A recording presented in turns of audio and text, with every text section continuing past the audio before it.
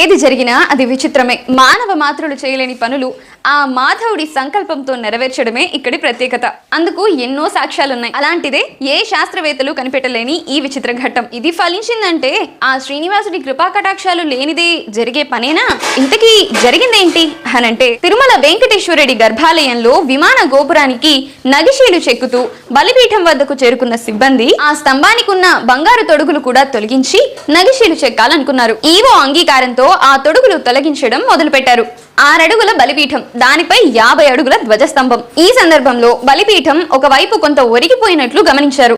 అంతేకాదు, ఆ తొడుగులు తీసి చూస్తే లోపల ధ్వజస్తంభం లేదు, అంతా గాల్లో వేలాడుతోంది. ఆ తర్వాత తెలిసింది ఏంటంటే అదంతా పుచ్చిపోయి శిథిలమైంది. కొత్త ధ్వజస్తంభాన్ని ఏర్పాటు చేయాలనంటే ఆగమ సూత్రాల ప్రకారం ఉన్న మేలుజాతి వృక్షరాజం 75 అడుగుల చెట్టు కావాలి. రాష్ట్రంలో ఎక్కడా అంత ఎత్తున్న చెట్లు లేవు.